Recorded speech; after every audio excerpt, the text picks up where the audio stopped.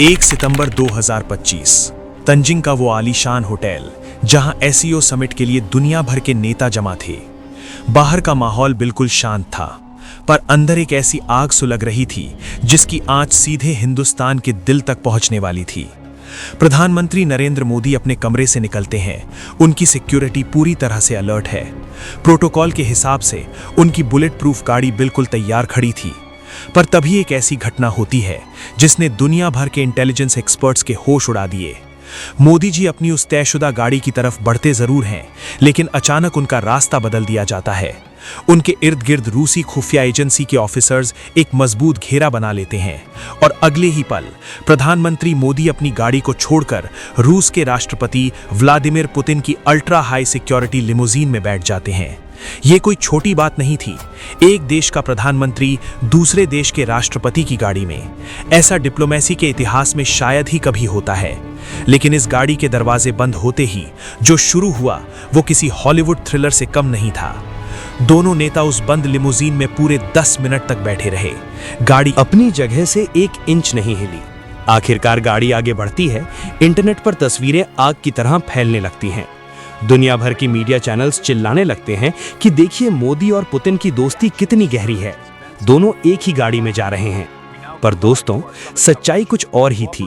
ये दोस्ती का दिखावा नहीं, बल्कि मौत के चक्रव्यूह से बच निकलने की एक आखिरी कोशिश थी। जब ये गाड़ी वेन्यू पर पहुंचती है तो एक और ऐसी घटना होती है जो आमतौर पर बिल्कुल असंभव है। वेन्यू पर पहुंचने के बाद न मोदी गाड़ी से बाहर आते हैं न पुतिन। पूरे 45 मिनट तक दुनिया के 2 सबसे ताकतवर नेता उस बंद गाड़ी में बैठे रहते हैं। उस बंद गाड़ी के अंदर फोन पर एक एन्क्रिप्टेड लाइन जुड़ती है। दूसरी तरफ थे भारत के national security adviser Ajit Doval. Putin की आवाज आती है, मिस्टर मोदी, हमारी एजेंसियों ने दुश्मनों के बीच एक बहुत खतरनाक मैसेज इंटरसेप्ट किया है। आपकी गाड़ी सेफ नहीं थी। खतरा बिल्कुल सिर पर मंडरा रहा है। मोदी जी बिल्कुल शांत पर दृढ़ आवाज में पूछते हैं, डोभाल साहब, क्या रिपोर्ट है? आखिर वहां चल क्या रहा है? डोभाल जवाब देते हैं, प्रधानमंत्री जी, दुश्मन ने शेर के मुंह में हाथ डालने की हिम्मत की है। खतरा वहां एससीओ समिट में नहीं, खतरा हमारे पड़ोस में बैठा है। एक बहुत बड़ा असैसिनेशन प्लॉट इंटरसेप्ट हुआ है और इसके तार सीधे अमेरिका की CIA से जुड़े हैं। ये सुनते ही गाड़ी में सन्नाटा छा जाता है। CIA, दुनिया की सबसे ताकतवर खुफिया एजेंसी, हिंदुस्तान के प्रधानमंत्री को निशाना बनाने की कोशिश कर रही थी। इस साजिश के तार समझने के लिए हमें थोड़ा पीछे जाना होगा। ठीक 27 अगस्त 2025 की उस सुबह पर, जब पड़ोसी देश बांग्लादेश के ढाका शहर में एक अजीब सी हलचल थी। ढाका का एक बहुत ही आलीशान वेस्टर्न 5 स्टार होटल। वहां एक 50 साल का आदमी चेक इन करता है। उसके पास 3 बड़े बड़े सूटकेस थे। इस आदमी का नाम था टेरेंस। दिखने में वो एक आम अमेरिकन बिजनेसमैन लग रहा था।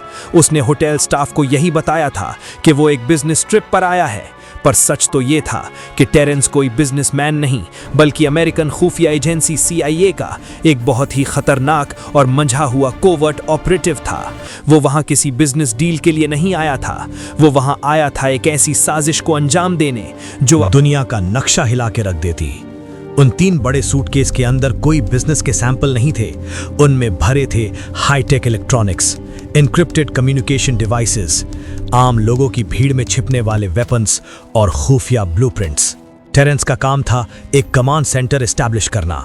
वो वहां बैठकर किसी ऐसी स्नाइपर टीम या हिट स्क्वाड को कमांड देने वाला था जो उस एससीओ समिट के आसपास पहले से ही पोजीशन ले चुकी थी। टेरेंस बिल्कुल सांप की तरह कुंडली मारकर बैठा था। वो अपने शिकार का इंतजार कर रहा था। उसका टारगेट क्लियर था, प्रधानमंत्री नरेंद्र मोदी का असैसिनेशन। एक ऐसा अटैक जो देखने में किसी टेररिस्ट ऑर्गेनाइजेशन का काम लगे, पर जिसके पीछे दिमाग वॉशिंगटन में बैठे कुछ नापाक मंसूबे रखने वालों का हो। उन्हें लगा कि बांग्लादेश में बैठकर इस ऑपरेशन को अंजाम देना सबसे सेफ होगा, क्योंकि वहां आमतौर पर किसी को शक नहीं होगा। पर वो एक चीज भूल गए थे। ये वो पुराना भारत नहीं था जो दुश्मन के वार का इंतजार करे। ये नया भारत था। और जब बात देश के प्रधानमंत्री की सुरक्षा की हो तो भारत की खुफिया एजेंसी रॉ कभी सोती नहीं है। आखिर इतनी साजिश का पर्दाफाश कैसे हुआ? यहाँ एंट्री होती है दुनिया की 2 सबसे ताकतवर इंटेलिजेंस एजेंसीज के गठबंधन की, भारत की रॉ और रूस की SVR। अगस्त के आखिरी दिनों में एसवीआर की इंटेलिजेंस ने कुछ अजीब रेडियो फ्रीक्वेंसीज को इंटरसेप्ट किया। ये फ्रीक्वेंसीज आम नहीं थीं। ये high level CIA encryption protocols थे जो अचानक से ढाका और उस SCO समिट के लोकेशन के बीच एक्टिव हो गए थे। रूस ने तुरंत ये जानकारी भारत के NSA अजीत डोभाल के साथ शेयर की। नई दिल्ली में आधी रात को एक इमरजेंसी मीटिंग बुलाई गई। रॉ चीफ, IB डायरेक्टर और डोभाल एक टेबल पर थे।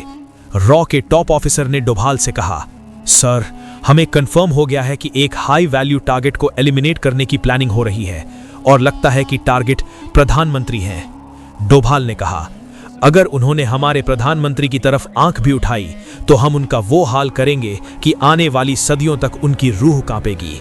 डोभाल ने तुरंत रशियन काउंटरपार्ट से संपर्क किया। यही वजह थी कि 1 सितंबर की रात को मोदी जी को उनकी तय गाड़ी में बैठने से रोक दिया गया। रॉ और SVR ने मिलकर उस साजिश के चक्रव्यूह को तोड़ने का मास्टर प्लान बनाया। उन्हें पता था कि स्नाइपर या हिट स्क्वाड सिर्फ तभी अटैक करेगा जब उसे ढाका से टेरेंस की कमांड मिलेगी। अगर टेरेंस का कनेक्शन काट दिया जाए तो पूरा ऑपरेशन ताश के पत्तों की तरह बिखर जाएगा। और फिर शुरू हुआ ऑपरेशन साइलेंट टेक डाउन। 1 सितंबर 2025, ढाका का वो 5 स्टार होटल। टेरेंस अपने कमरे में बैठा आखिरी तैयारियां कर रहा था। वो अपनी बिस्की का गिलास हाथ में लिए अपनी जीत का जश्न मनाने ही वाला था कि अचानक खेल पलट गया। टेरेंस की मौत का तरीका इतना खामोश और सटीक था कि किसी को कानो कान खबर तक नहीं हुई। टेरेंस की उसी बिस्की की ड्रिंक में एक ऐसा केमिकल मिला दिया गया था जो पलक झपकते ही इंसान के नर्वस सिस्टम को बंद कर देता है। ये कोई आम जहर नहीं था, ये एक हाई ग्रेड असैसिनेशन वेपन था जिसका इस्तेमाल सिर्फ दुनिया की टॉप एजेंसियां करती है। जैसे ही टेरेंस ने वो ड्रिंक पी, उसके होश उड़ने लगे। वो अपने कम्युनिकेशन डिवाइस तक पहुंचने की कोशिश करता रहा, पर उसके हाथ पैर काम करना बंद कर चुके थे। कुछ ही सेकंड्स में वो जमीन पर गिरा और उसने दम तोड़ दिया। बिना किसी आवाज के, बिना किसी गोली के, दुनिया की सबसे बड़ी सुपर पावर का एजेंट अपने ही बिछाए जाल में ढेर हो चुका था। CIA की वो साजिश वहीं उसी कमरे में दफन हो गई। लेकिन इसके बाद जो हुआ, उसने इस साजिश को और भी गहरा कर दिया।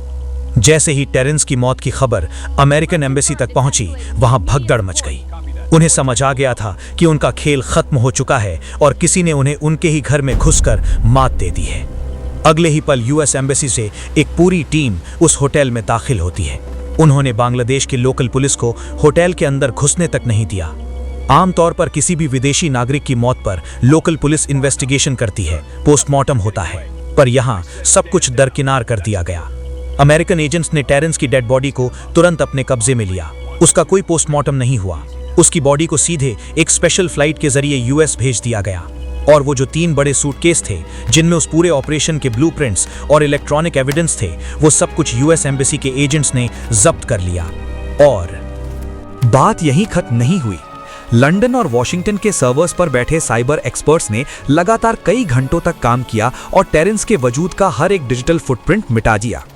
उसका करियर, उसकी हिस्ट्री, उसकी सर्विस रिकॉर्ड्स, सब कुछ इंटरनेट और डेटाबेस से ऐसे गायब कर दिया गया जैसे टेरेंस नाम का कोई इंसान इस दुनिया में था ही नहीं। US army special operations command के स्पोक्समैन ने 1 सितंबर को एक अजीब स्टेटमेंट रिलीज किया।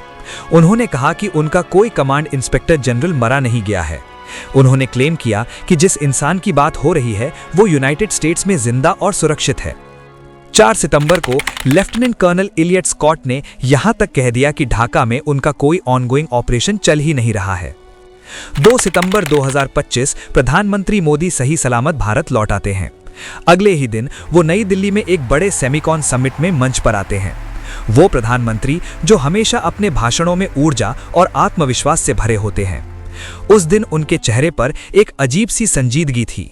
मंच पर आते ही जब लोग उनके स्वागत में तालियां बजा रहे थे तो मोदी जी ने एक ऐसी बात कही जिसने सबको हैरत में डाल दिया। उन्होंने कहा, मैं कल रात ही जापान और चीन के इस दौरे से वापस लौटा हूं। मैं गया था इसलिए आप तालियां बजा रहे हैं, या मैं वापस आ गया हूं इसलिए आप तालियां बजा रहे हैं? सोचिए इस लाइन के बारे में। एक देश का प्रधानमंत्री भरी सभा में अपने लोगों से पूछ रहा है कि मैं वापस जिंदा लौट आया हूं, क्या इसलिए तालियां बज रही हैं? मोदी जी कभी भी अपने शब्दों का इस्तेमाल ऐसे ही हवा में नहीं करते। उनके एक एक शब्द के पीछे गहरा संदेश होता है। ये कोई मजाक नहीं था, ये एक मैसेज था उन ताकतों को जो वॉशिंगटन और दुनिया के बाकी हिस्सों में बैठकर देख रही थीं। ये बताने का तरीका था कि हम जानते हैं तुमने क्या किया और हमने तुम्हारा क्या हाल किया। और इस घटना के बाद पीएम मोदी की आगे की आधी से ज्यादा इंटरनेशनल ट्रिप्स अचानक से कैंसिल या पोस्टपोन कर दी गईं। यूनाइटेड नेशंस जनरल असेंबली का सेशन जिसमें पीएम मोदी को बोलना था, उसे उन्होंने स्किप कर दिया। गाजा पीस समिट जिसमें इजिप्ट के प्रेसिडेंट आने वाले थे और पीएम मोदी का आना तय था, उसे भी उन्होंने स्किप कर दिया। आसियान समिट जो कुआलालंपुर में होने वाला था, वहां भी मोदी नहीं गए। उनकी जगह दूसरे डेलीगेट्स को भेजा गया। 1 महीने के अंदर इतने सारे बड़े इंटरनेशनल प्लेटफॉर्म से प्रधानमंत्री का पीछे हटना, क्या ये सिर्फ एक कोइंसिडेंस है या फिर सिक्योरिटी थ्रेट इतना बड़ा है कि एजेंसियां कोई भी रिस्क लेने को तैयार नहीं है? इस पूरे एपिसोड के पीछे आखिर मंशा क्या थी? अमेरिका जैसा देश जो भारत को अपना स्ट्रेटेजिक पार्टनर बोलता है, वो ऐसी नापाक साजिश क्यों रचेगा? इसे समझने के लिए आपको पड़ोस में देखना होगा। पिछले कुछ समय में हमारे पड़ोसी देशों में क्या हो रहा है। बांग्लादेश में पूरी तरह से तख्ता पलट हो गया, हिंसा और आगजनी हुई।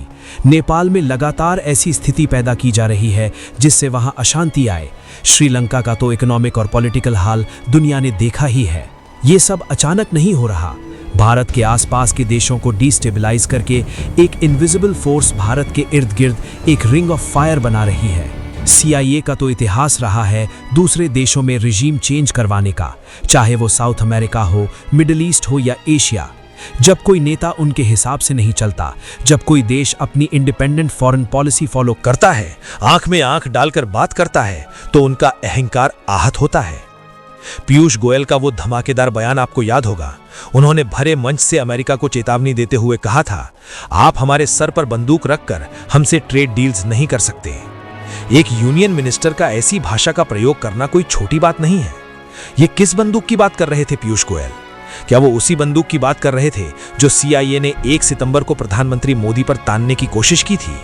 क्या ये एक मैसेज था कि भारत अब किसी दबाव में आकर अपने फैसले नहीं बदलेगा? टेरेंस का मर्डर पीएम मोदी का असैसिनेशन प्लॉट हो या ना हो, लेकिन एक बात बिल्कुल साफ है, ढाका में बैठकर टेरेंस भारत के खिलाफ एक बहुत बड़ी आग लगा रहा था। दोस्तों, आपको क्या लगता है? क्या सच में अमेरिका भारत में एक बड़ा रिजीम चेंज प्लान कर रहा था? क्या वो प्रधानमंत्री को रास्ते से हटाकर अपना कोई पपेट नेता बिठाना चाहते थे?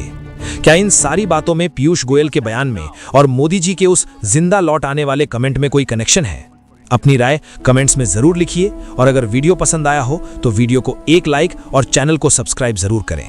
तब तक के लिए जय हिंद।